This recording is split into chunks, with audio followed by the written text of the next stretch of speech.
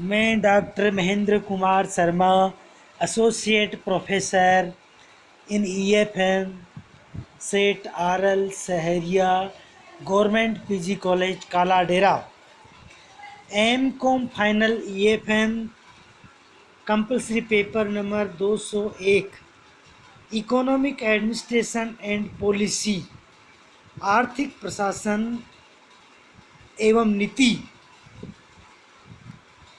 का unit first का first chapter है the concept of economic administration, meaning of economic administration, आर्थिक प्रशासन का अर्थ, आर्थिक प्रशासन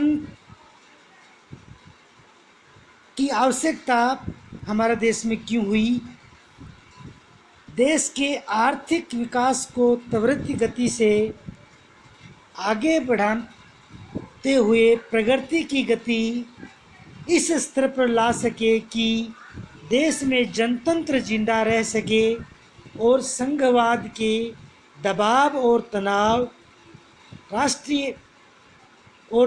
राष्ट्रीय एकता को विघटित न कर सके।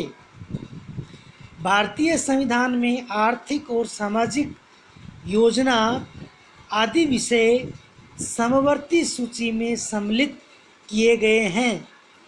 अतः केंद्र सरकार इस संबंध में एक निश्चित भूमिका निभाती है।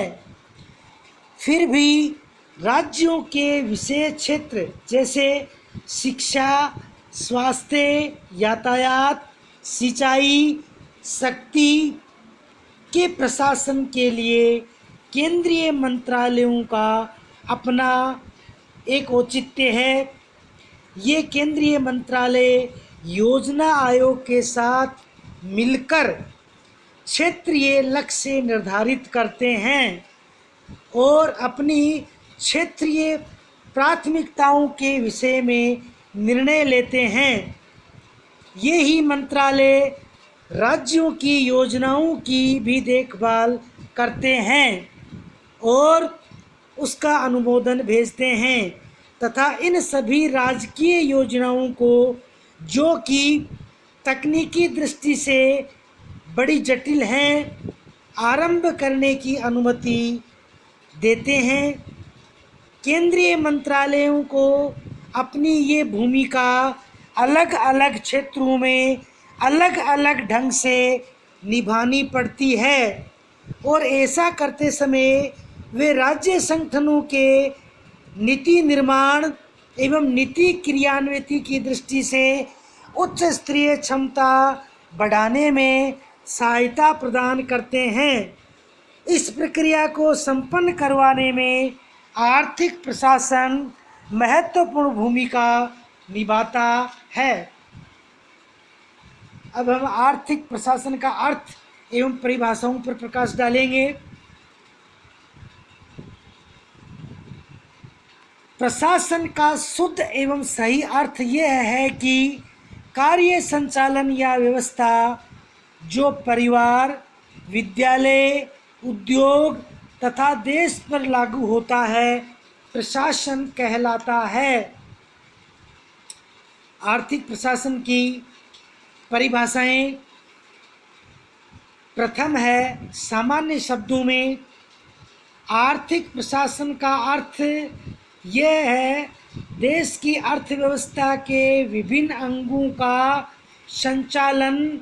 प्रत्येक देश में अनेक प्रकार के छोटे बड़े उद्योग होते हैं, खेती की जाती है, माल का आयात निर्यात किया जाता है, आवागमन तथा परिवहन के साधन होते हैं, अनेक वस्तुओं का क्रय विक्रय अथवा लेन देन होता है, बैंकों के माध्यम से रकमों का आदान प्रदान होता है।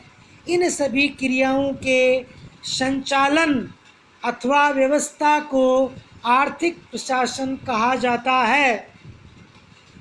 सेकंड, साइमन स्मिथ वर्ग के अनुसार इन्वर्टेड कॉमा स्टार्ट एक सामान्य उद्देश्य की पूर्ति के लिए सहयोग करने वाले समूह की क्रियाओं को प्रशासन कहते हैं।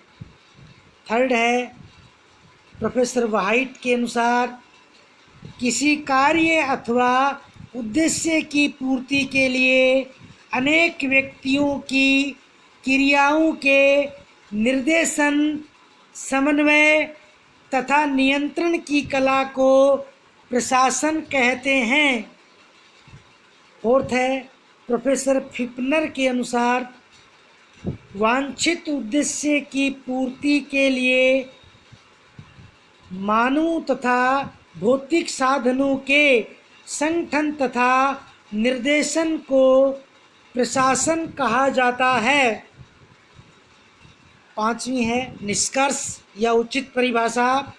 इन परिभाषाओं के आधार पर ये कहा जा सकता है कि आर्थिक नीतियों या उद्देश्यों की पूर्ति के लिए मिलजुल कर व्यवस्थित रूप में जो क्रियाएं की जाती हैं वह आर्थिक प्रशासन कहलाता है, अथवा आर्थिक प्रशासन एक मानव समूह द्वारा की गई क्रियाओं की वह श्रृंखला है जो निश्चित आर्थिक नीतियों या उद्देश्यों को पूरा करने के लिए की जाती है।